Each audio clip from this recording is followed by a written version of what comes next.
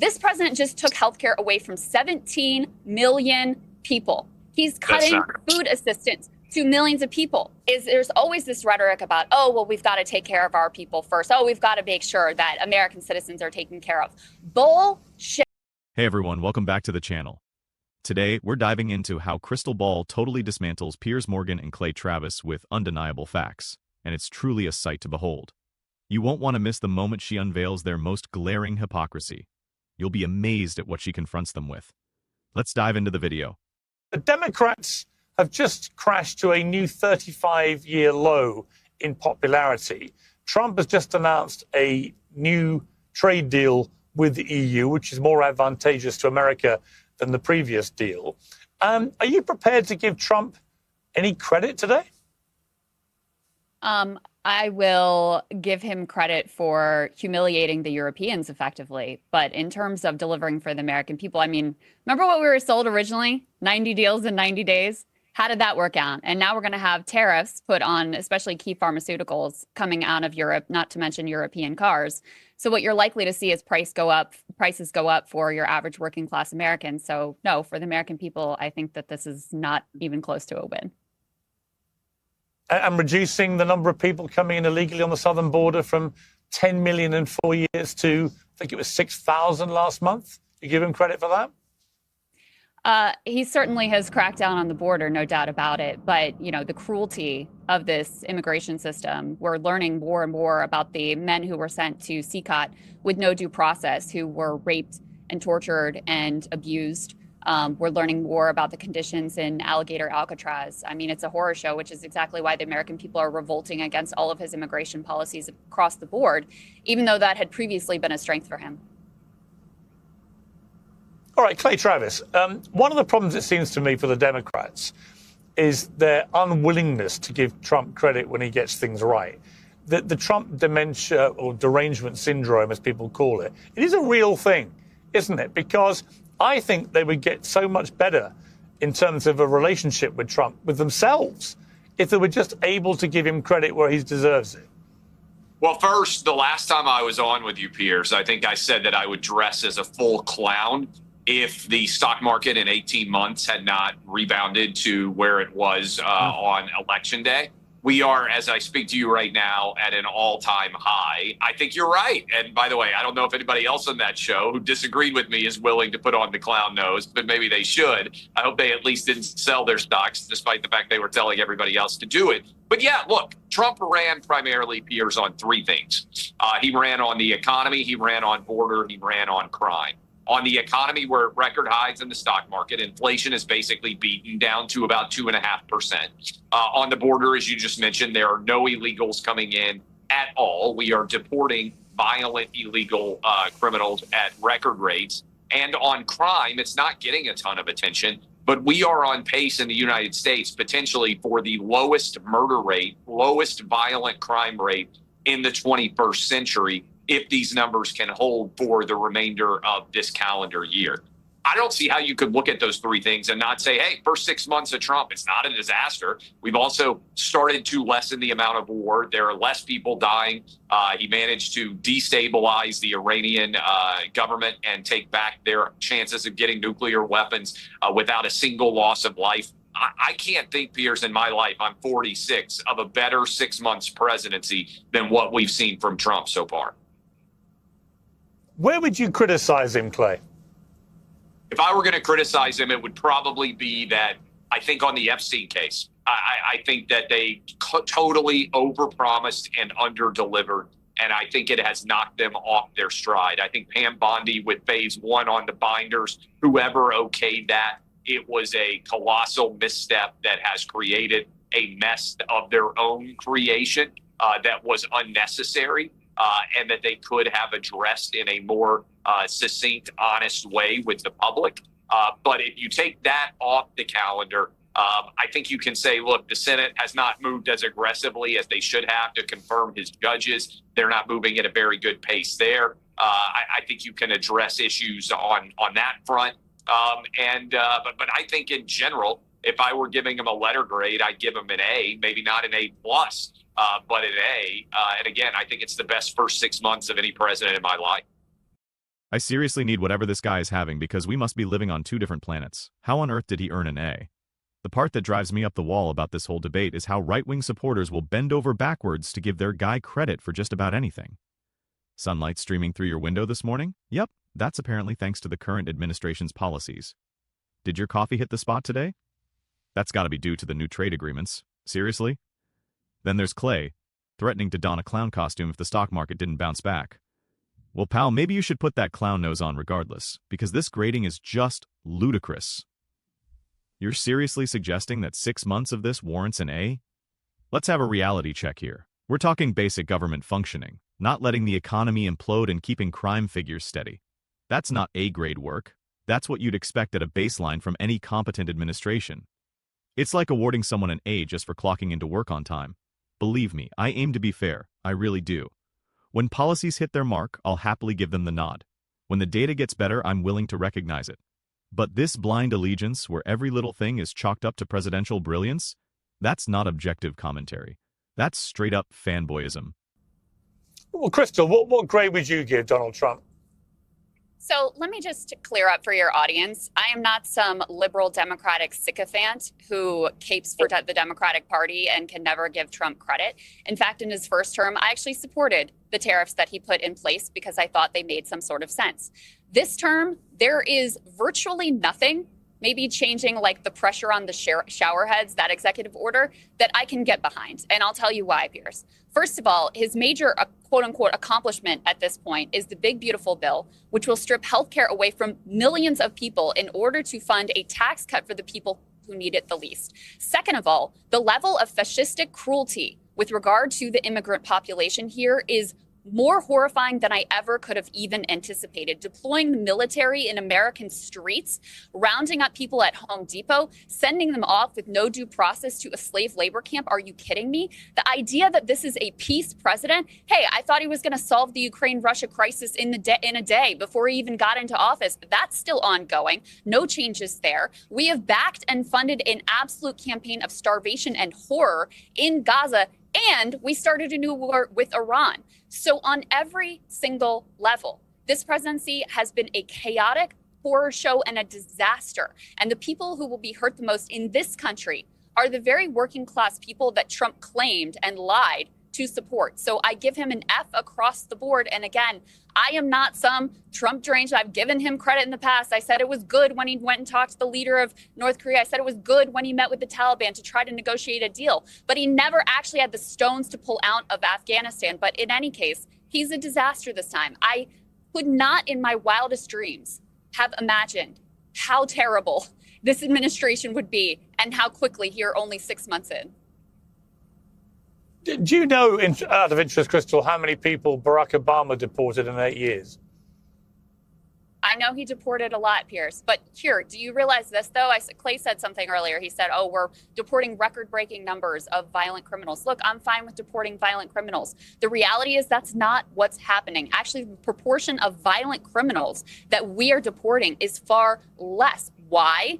Because ICE agents have been told, stop chasing after the gang members. Stop going after the criminals because that takes time. That takes energy. Instead, Stephen Miller says, go to the Home Depot, go to the 7-Eleven, round up the mom, round up the grandma, round up the person who is going through the asylum process and actually doing the proper things and hasn't done anything wrong and ship them off to CCOT.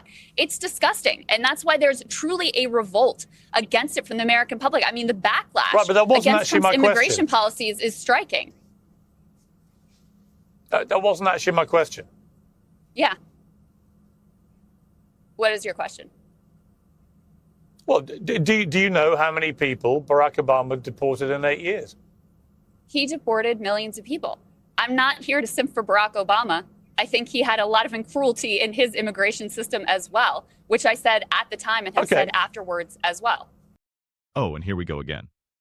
Krystal Ball laid out a bunch of issues with the current administration, and what does Piers do first? Well, how many did Obama deport? This is straight out of the MAGA 101 handbook, folks. Every time you take aim at their leader, they can't actually defend what's happening. They just deflect by pointing fingers at everyone else.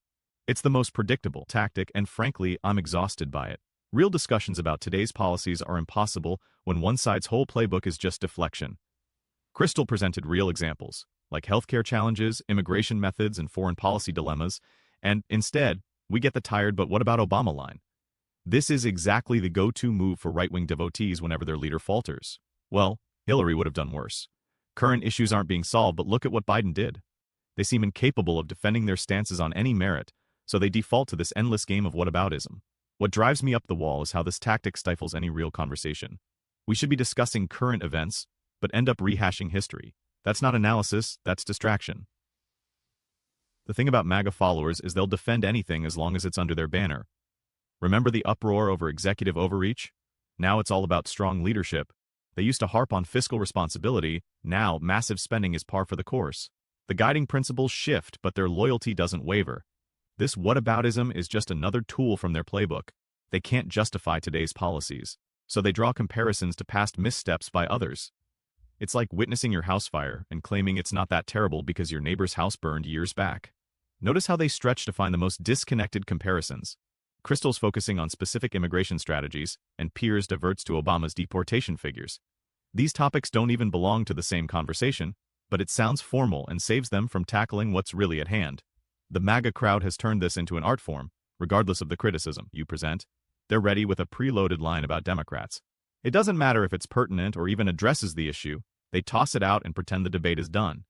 That's why engaging politically with diehard supporters is beyond draining. You mentioned Policy A, they counter with something Democrats did with Policy B.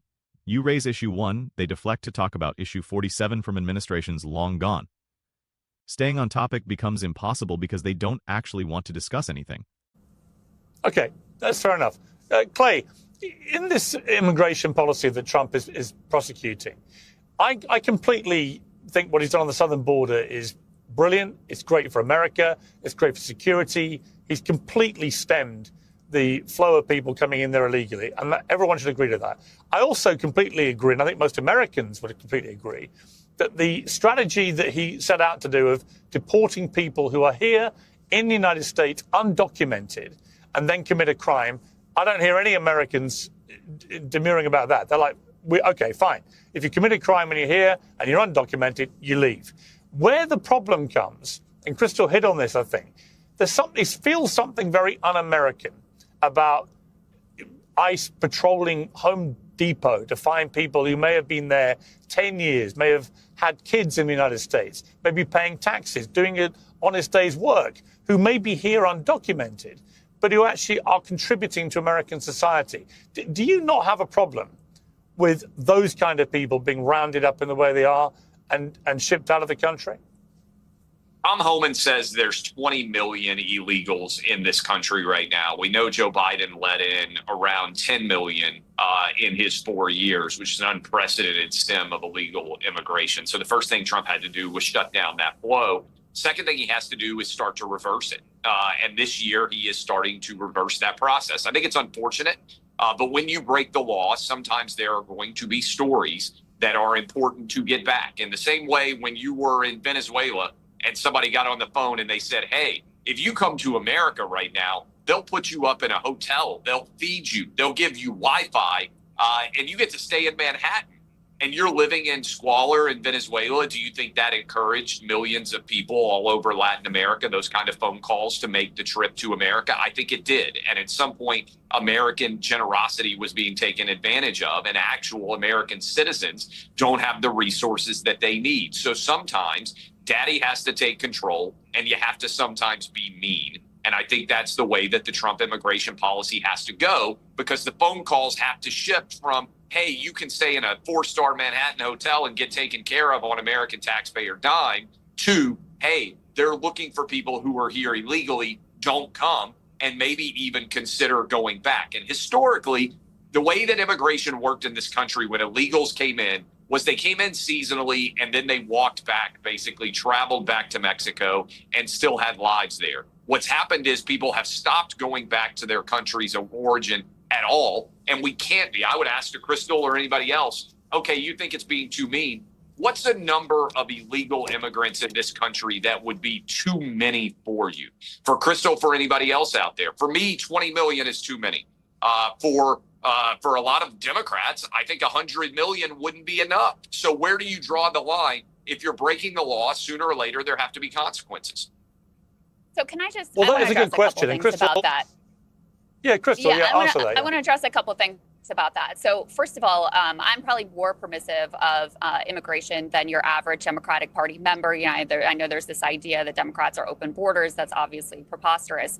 But I believe, and I think this is borne out by the data, that immigrants overall are good for the country. Now, that doesn't mean that there isn't a limit to the number of people that you can reasonably absorb. Exactly what that number is, you'd have to get an expert to study and to be able to say.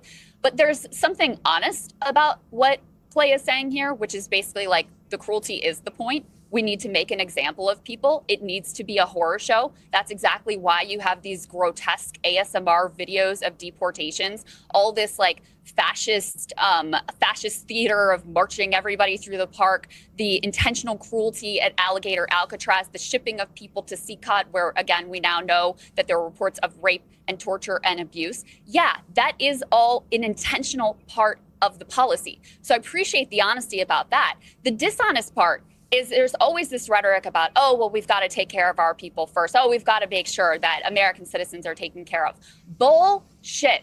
This president just took healthcare away from 17 million people. He's cutting food assistance to millions of people. And you expect me to believe he cares about your average American citizen? This trade deal that you guys are so hot on is going to jack up the prices on pharmaceuticals, on medicine for your average American people. So, you know, where is the care and concern for the American citizen here? It's all just about scapegoating an immigrant population and saying they're the reason for your pain and your problems, when in reality, it's the very oligarchic class that Trump himself represents and serves and protects with all of its actions, including the protection of the Epstein files, by the way. Did you notice how she completely turned his narrative upside down? Clay's there discussing how sometimes a dad needs to be firm and tough, which is already strange terminology for government policy. Krystal sliced right through that mess and voiced what everyone's thinking. The harshness is intentional. She pinpointed the real situation. They're not genuinely aiming to resolve immigration challenges, it's all for show. Krystal also highlighted how they use immigrants as scapegoats for issues that the ruling elite, whom their administration truly serves, has actually caused. That's the insight here. Don't hold powerless people accountable for problems made by those with power. What I admire about Krystal's method is her fearlessness in labeling things truthfully. When harshness is deliberate, she calls it intentional. No sugarcoating, no pretending it's balanced, just straightforward truth. This is the way to tackle right-wing rhetoric, folks. You don't just buy into their framing, you challenge it, relate it to their actual track record, and expose the inconsistencies. Krystal showcased a masterclass in political critique. The fact that she can remain so on point while Clay is using emotional manipulation and Piers is employing diversionary tactics is remarkable. She's genuinely attempting to have a meaningful policy discussion while they engage in political theatrics. Here's what I'm curious about. Do you think blaming vulnerable groups is a successful political tactic because it's effective, or because people haven't been adequately informed about the real roots of their issues? Share your thoughts in the comments and don't forget to like this video and subscribe to the channel. Catch you in the next one.